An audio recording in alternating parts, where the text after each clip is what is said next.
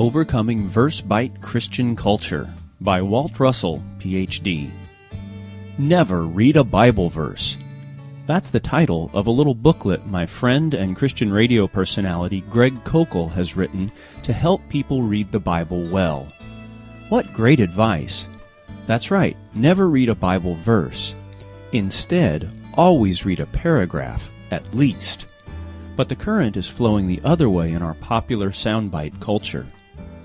Not to be left out or left behind, the church has its own version of soundbite culture, verse-bite culture.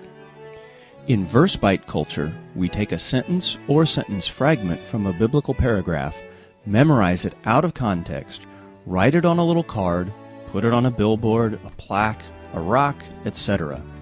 Somehow we think that just because this little chunk of Scripture has a verse number in front of it, it was meant to be a freestanding unit of thought.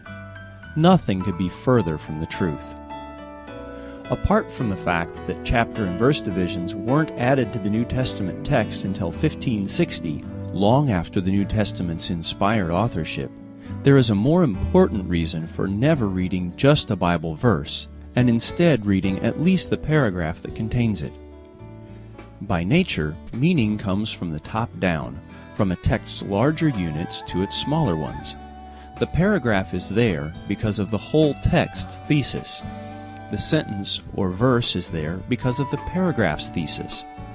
The word is there because of the sentence's thesis. You get the idea. The contours of the larger units of a text determine the meaning of its smaller units. This is also the way our minds work, from the big idea down to its smaller parts. The same is true of the Bible. A biblical sentence, verse, is simply a part of a paragraph and develops some aspect of the paragraph's big idea. Therefore, the minimal unit of thought to read is the paragraph.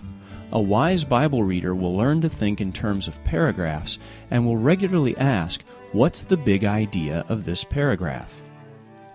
Let's test this approach to reading the Bible by looking at a well-known verse of Scripture, 1 Thessalonians 5:22. Abstain from all appearance of evil. I confess that whenever I encounter this verse, I picture old, withered saints shaking their bony fingers in younger believers' faces and exhorting them about some questionable behavior. In this recurring scenario, the godly, mature Christians find it necessary to exhort the younger saints not because they have done something that actually is evil, but simply because they behaved in a manner that could have the appearance of being evil.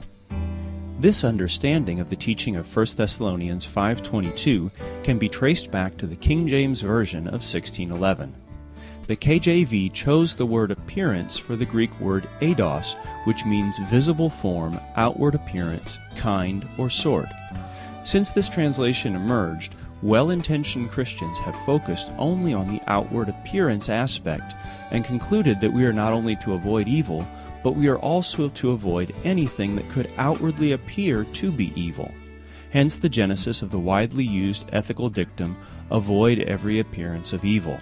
However, there are multiple problems with this interpretation. One is that it doesn't fit into the big idea of the paragraph containing it. In fact, this understanding is totally secondary to the paragraph's big idea. Let me briefly explain.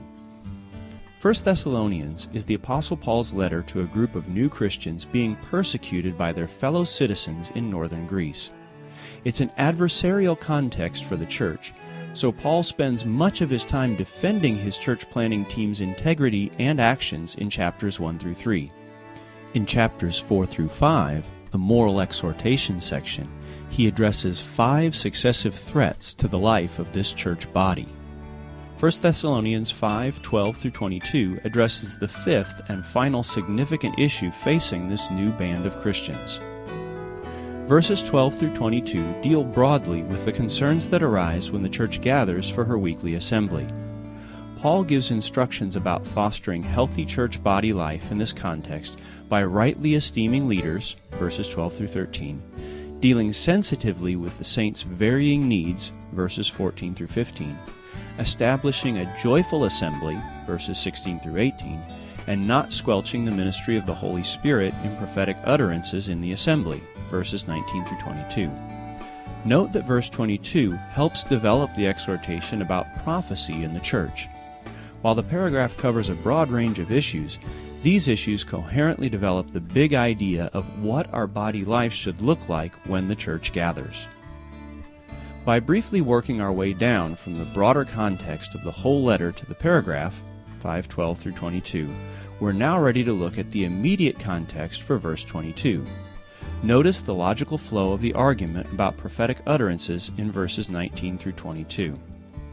Verse 19. Do not quench the Spirit. This is the general exhortation of the argument. Verse 20. Do not despise prophetic utterances. A specific negative aspect of the exhortation. Verse 21. But examine everything carefully. A contrasting positive aspect of the exhortation. Hold fast to that which is good. What we should do with good prophecies after examining them. Verse 22. Abstain from every form of evil, or abstain from every evil form of utterance. This is what we should do with evil prophetic utterances. Note that the topic is very specific. It is about the specific topic of prophetic utterances when the church officially gathers. As is generally the case with Scripture, God and the human authors are very specific in their discussion. They seldom sprinkle broad moral sayings, like avoid every appearance of evil, in freestanding fashion. Rather, they usually speak in a closely argued style, developing a big idea, especially in the New Testament letters. Such is the case with 1 Thessalonians 5:22. Paul is exhorting the young Christians at Thessalonica to stay away from every evil prophetic utterance. However, by removing verse 22 from its very specific paragraph development, we abstract the language from its anchor and create a much more general, vague concept, a verse bite. Yes, in a nice tone, I've just said that we distort God's words and thoughts. This seems to be an enormous price to pay for not taking a few extra seconds to read the unit of thought, at least the paragraph, containing the verse in question. The Bible's big ideas are expressed in the big ideas of its paragraphs, and we should attend to them. Moreover, if 1 Thessalonians 5:22 is a broad moral dictum, did Jesus avoid every appearance of evil? I think not. One of his constant criticisms at the hands of religious people was that he spent time with defiling people like tax gatherers, swindlers, irreligious people, sinners, and probably even prostitutes. Though he was perfect, sinless, though he never did anything that was actually evil, by the standards of the religious, Jesus seemed regularly to have the appearance of evil. But perhaps this is the accusation we must bear along with Jesus, rather than inappropriately withdrawing from the sin-scarred people in our lives. Perhaps this is also part of our rebuke at the hands of those who don't read 1 Thessalonians 5:22 in context. Perhaps this is a part of the bitter fruit of a verse-bite Christian culture. Walt Russell is professor of New Testament at Talbot School of Theology, Biola University.